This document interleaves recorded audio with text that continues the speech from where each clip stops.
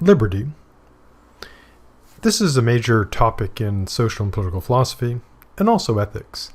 There are many questions here, and these include: what is the nature and extent of liberty? When we talk about liberty, what are we talking about, and how far should it go? There's also the question of who should determine the extent of liberty and what liberty should be. And there's also the classic problem of when liberty and security are in conflict, which one should we give priority to? And on what grounds, if any, should we limit liberty? So the main debate over liberty tends to focus, of course, on the nature and extent of liberty. That's to say, what people should be free to do and how far that freedom should go. And, questions here are many, such as, what is the nature of liberty? What is the extent of liberty? What is the foundation of liberty? And then questions about various particular things. Should they be liberties or not? Now, liberty is most often considered in the context of the state, in terms of what the state, permits or must accept or should reject or should control. And these liberties are often discussed in terms of rights, that you have certain rights that allow you freedoms or don't have those rights, that so you wouldn't have those freedoms. And of course, liberties get divided in terms of the legal liberties, legal freedoms, political freedoms, moral freedoms, and there's some overlap, but of course they are sort of initially best regarded as being different, because you could have incredibly repressive country who offer few legal freedoms, but this would not entail that moral freedoms are therefore just eliminated because the state says so. Again, depending on your view of morality. And there may be legal freedoms that are allowed that are immoral, that people are allowed to do things that are actually terrible, terribly wrong. And so those are at least three distinct areas. Now, liberty, much like value, gets broken into two general categories, the positive and negative. And this concept seems to have been first developed by Isaiah Berlin, lived from 1909 to 1997. Negative liberty, in his terminology, would be an absence or lack of impediments, obstacles, or coercion. Essentially, there's nothing holding you back. There's nothing preventing you. And a good example of negative liberty would be, at least before the pandemic, would be the liberty of travel. You can go anywhere within the United States. You don't need, in general, like if you want to travel between the states, you don't need any special permission. If you want to go to California, again, before the pandemic, you'd be free to go. But it's a negative liberty because you don't get, provided with transportation. So you won't be stopped, but there's not a provision for you to actually travel. Another example would be the liberty or freedom of expression. The idea is that people are not supposed to silence you, but they don't have to provide you with, time on, television. They don't have to provide you with, free radio time or even free access to YouTube, Twitter, and Facebook. That, again, it's a negative right. People don't have a right to stop you, but they don't have to give you the means to do so. So if I wanted to put on, a TV show and put it out there, they don't have to provide me with equipment or TV time, etc. But I presumably have the freedom to say what I want, obviously within certain limits. So a positive liberty is, in his terminology, a capacity for behavior and the presence of the conditions of freedom. Now, one way to look at this is you could look at it even, say, more positively in the sense of being provided not just with an absence of impediments. In other words, you can just do it. You're free to travel.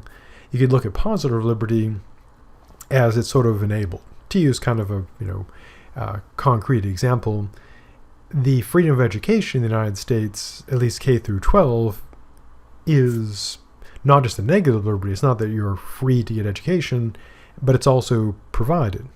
Now, once you get beyond K through 12, education goes from being a positive liberty, that's to say you're free to be educated, and it's also provided, at no cost to you, public K through 12 school. But then once you get to the college level, it becomes a negative liberty, namely that in general, people aren't prevented from going to school, but of course they have to, pay for it. And you could make the argument that would not be a negative liberty in that case, because there are still plenty of impediments, obstacles, or coercion, which leads to an interesting and complicated debate about liberty.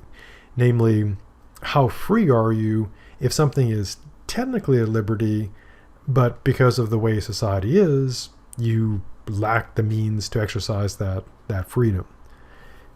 And a good case could be made that if there's so many impediments, then it isn't a liberty at all. A good example would be voting. It's everyone who is an adult citizen and not a felon, at least in many states, because various historical reasons for that, and of course they're all racist as one would imagine. The people have this right to vote, but if they do things like limit the number of polling places, limit the voting hours, limit mail-in ballots, then one can make a case that the liberty is being denied, that there are so many impediments and obstacles and coercion that it's no longer a freedom. And then you do get into the debates about how much impediment goes against liberty. So, for example, not being able to have, say, free limousine service to a polling place, probably not a really impediment. But having very few polling places and having them far, far away and having very restricted hours, one can make the case. And so you can get into quite a few debates about liberty. So with positive liberty, one way to look at it, again, is that you have the freedom to do so and it's enabled.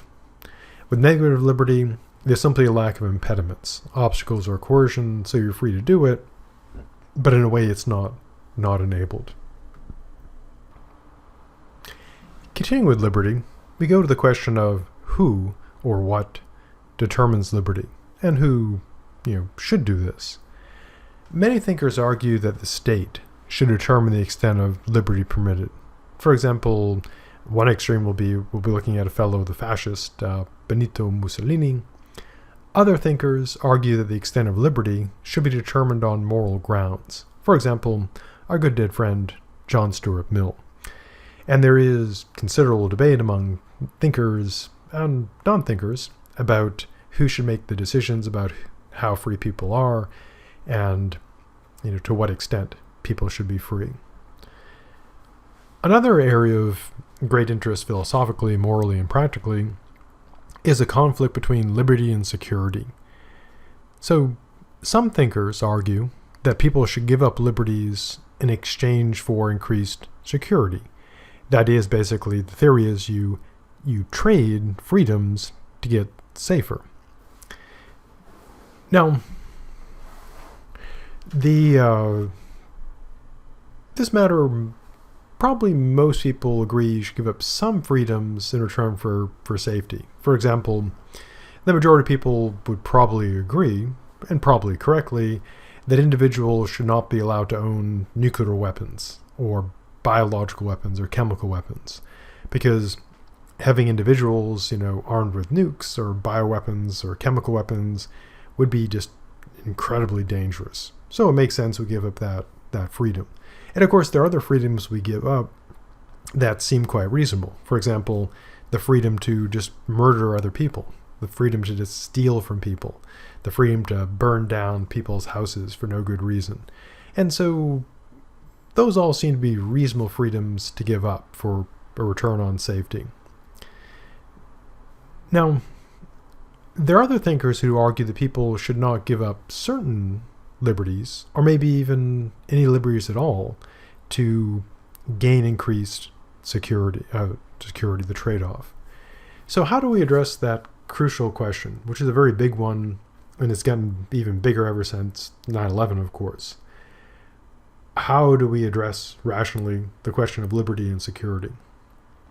Well, laying aside, initially concerns about value in politics and ideology, the initial question is a purely factual, empirical one, which is this: would the proposed reduction in liberty, would it in fact make us more secure? And that's a perfectly empirical question. So, for example, if they wanted to put in much more extensive camera coverage, would that make us safer? And we might have to test that to get data. Another example would be in the case of, we'll use an example involving police and cameras. There was a push quite a while back to get police to wear body cameras, and that, of course, would restrict their liberty because they're being, filmed. And the question would be, would that make the general population more secure? Apparently, the statistics show no. Now, you can also look at other things in terms of security, such as, obviously, we looked at like cameras. When you're back when people could, well, I guess people can still fly, but people tend to do it less now. When they do the body scans, the pat downs, etc., and of course, getting access to, say, your email, your phone, and so on. Those are all debates about, would these make us more secure? So, for example, if all our electronic devices had a electronic backdoor so the government could always get in to our phones and computers and stuff, would that actually make us safer? Now, these can be very complicated questions and difficult questions to answer because you'd have to test them and analyze the results, and of course there'd be debates and battles about what the results mean. But there is an empirical question here: would doing X make us more secure? Defining what it is to be secure. Now, if something would not make us more secure, then it would clearly not be worth giving up liberty for it, because you'd be getting nothing for something, which would be a bad trade. But suppose that something could make us more secure. Then the question is a value one. Is it worth the cost? There would be, of course, the purely practical resource cost. Is it worth the cost and money and time and effort to do that? And then there's also, of course, the moral cost. Is it worth giving up that freedom in order to get that extra safety? And to use kind of an extreme sci-fi example, one thing that would intuitively would probably make us safer. Imagine that if every human being, in the United States was had a tracking chip implanted, so that way the government always knows where we are, and everyone is fitted with a camera that's just mounted, say, in your forehead, and you can never turn it off, and it sees everything you see, and the data, the feed is monitored and of course usable in court. Now, if everyone was chipped and they had a camera, mounted in their forehead, that would presumably make us safer because it'd be much harder to commit, misdeeds and get away with it.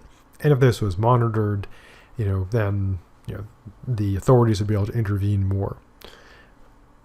Now, would it be worth the cost, though, to be chipped and have, to go to the extreme case, have cameras, all of us have cameras mounted in our head? And some people would probably say, depending on, which politician and which party, delivered it, some would say, yes, if it was their party and their politician, they'd probably be all for it, cheering for, camera implants. And so that would be a value judgment. Would it be worth it to gain that safety? And that's where the debate gets, really complicated, because it's not just a matter of, does this work? It's a matter of, is it worth the cost? Is it the right thing to do? And we often don't have a very good debate over that. People just sort of kind of accept things like, how airport security works and intrusions into our privacy. And they always just say, this will make us safer from the terrorists. This will make us safer from the bad guys. This will make us safer from them. And we also have to consider as a closing point on liberty and security, it's not just being safe from the terrorists or the criminals. It's also being safe against the state, because states do terrible things as a matter of, of simple fact. So that's liberty and security. Is it worth the cost, and does it actually keep us safer? Now, in addition to security, basically protecting us, there are other grounds for limiting liberty. One example of this is morality, that things that are immoral should be restricted. It's not that they're harmful, not that they're hurting people, but they're just wrong.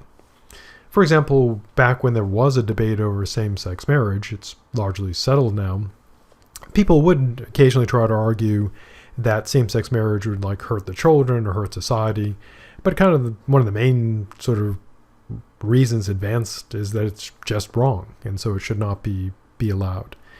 And there are many things, of course, that are immoral that are not harmful to others. Or rather, more accurately, that people regard as immoral that don't directly hurt others. And so this raises the question of, should you restrict things that are regarded as immoral, even if they don't hurt other people?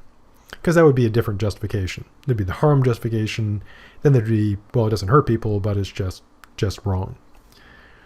Now, there's also, of course, the harm justification. Going beyond just, say, security, talking about, the state and criminals, etc. There are some things that are not, terrorist or military or criminal, but things that could be harmful to oneself or to others. For example, when Bloomberg was mayor of New York, he briefly succeeded in banning really big sodas. And the reason was that the big soda the claim was, it's got a lot of sugar and calories and increases people's chances of getting obesity and diabetes. And so there's the question, should people be denied the liberty of buying big sodas to protect them from harming themselves? Now, when it comes to harming others, we tend to be more, for example, most of us probably agree that companies should not be allowed to knowingly sell us contaminated, food, because that would be harming us. But what if people want to eat stuff that's bad for them, eat junk food? Some people say, well, no, we shouldn't allow that because they're hurting themselves. And others argue that we should allow this. And so there are a range of reasons to try to restrict liberty. So those are kind of the basics of liberty. Now we'll look at a variety of views on liberty, beginning with the dead guy, Benito Mussolini.